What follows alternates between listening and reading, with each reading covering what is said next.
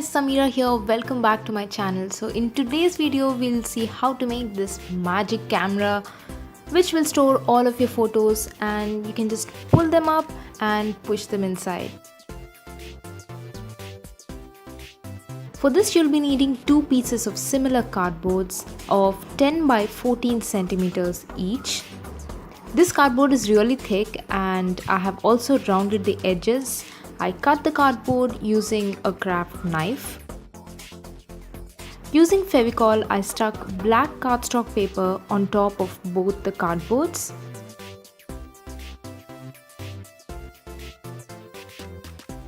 And I stuck a piece of scrapbooking paper or pattern paper on top of one cardboard. All the product details and description will be on my blog craftosphere.in, so you can check it if you have any doubts or if you want more information. Now, taking my compass, I measured 2.5 cm radius and drew one circle. So now the width of the circle is 5 cm, and once I cut this circle, I cut another strip of cardstock paper which is 2 cm in width. Now I'm going to make a ring out of this strip of cardstock paper by placing it around the ring and sticking the edges.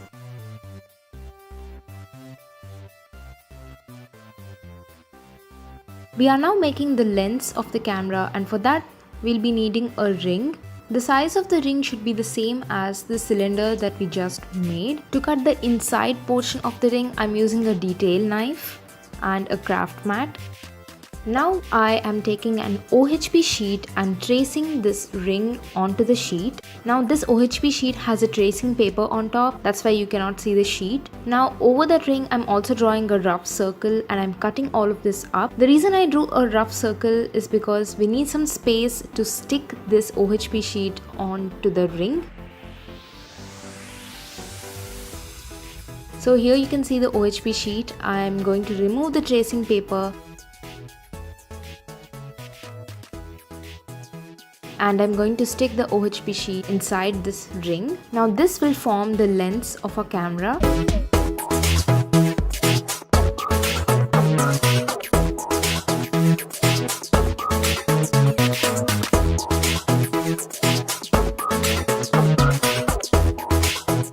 Leave this to dry completely, and now we'll be assembling all the parts of the lens that we just prepared.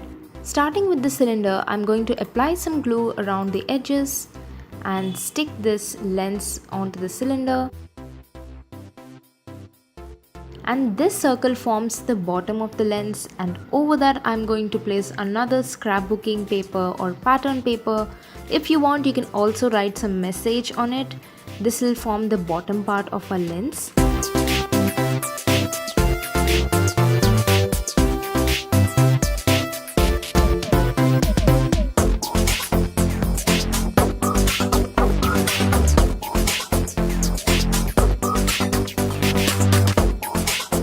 Now I'm going to stick this lens onto the piece of cardboard.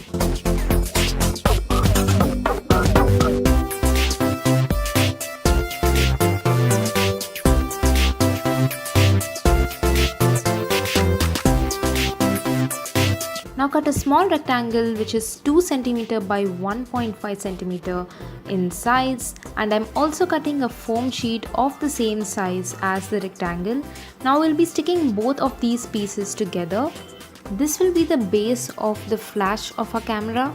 Then I'm taking an aluminium foil, the one that we use in our kitchen, and I'm cutting it in the same size as the base but a little smaller so that the edges of the base are visible.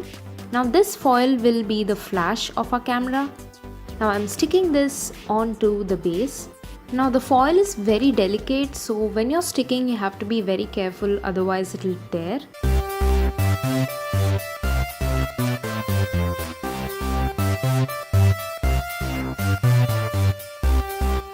Now stick this flash onto the camera. Now take the other piece of cardboard and a long strip of cardstock paper which has a width of 5 centimeters.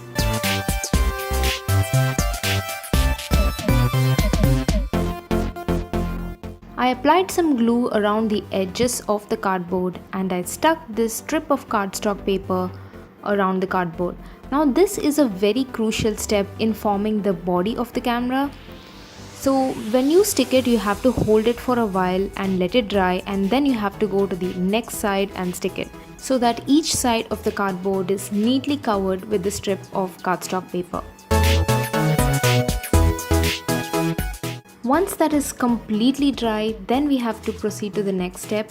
Now I'm marking 2 points on the sides of the camera body, and I'm taking a compass and piercing a hole, and then using my pencil I have enlarged the hole just enough so that a skewer can pass through.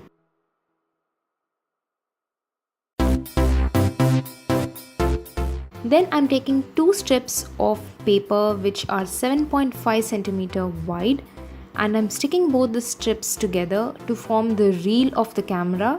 Depending on how many photos you have, you can increase or decrease the length of the strips. Here I'm just using 2 strips, but if you have many photos you can use 3 to 5 strips. It's totally up to you.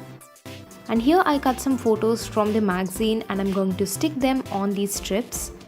This is where you can totally customize. You can use the photos of your friends or family to make it a photo album. Or if you're like me and you don't have friends, then you can just use pictures from a magazine. Okay, I'm just kidding. Maybe not. Moving on, I have rolled this strip of paper so that it is flexible and it is bendy. And I have stuck the bottom of the strip to the skewer using some Fevicol and sellotape.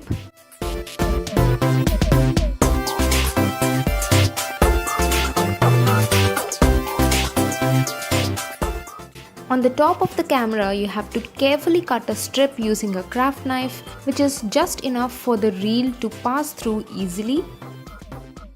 And to prevent the strip from completely getting inside the camera, I am going to stick a skewer on top of the strip.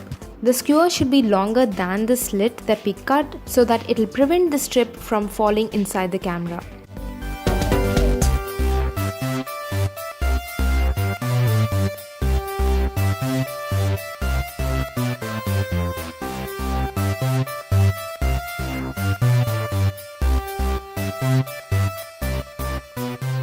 Now for sticking the top part of the camera onto the body, I have stuck the top part on a piece of cardstock paper and I'm going to cut some slits around the edges.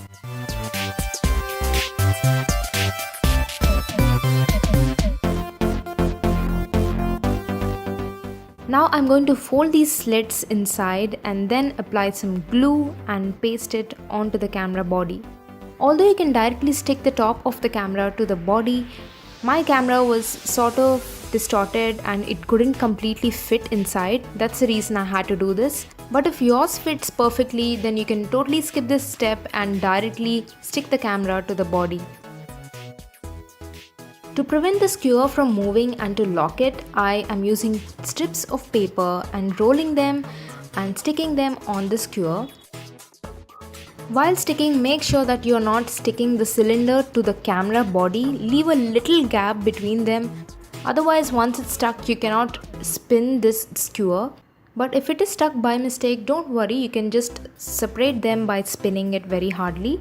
Now we are going to make the camera button. For that, I rolled some cardstock paper around a marker and I got something that looked like this and I stuck it to the camera and I made a circle which is of the same size and I stuck it on top. Once everything is completely dry, the last step is to give some finishing touches. Here I'm using some black acrylic paint and painting off the parts which I want them to be black. And there you have your retro camera. I've also used some gold glue. If you like, you can also make it in the shape of a Polaroid camera or a retro camera or a DSLR. It's totally up to you.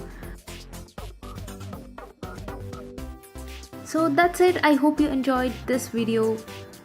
Make sure to hit the like button if you liked this video and subscribe to my channel if you haven't already so that you won't miss out my upcoming videos. I'll see you guys very soon. Until then, keep crafting. Bye!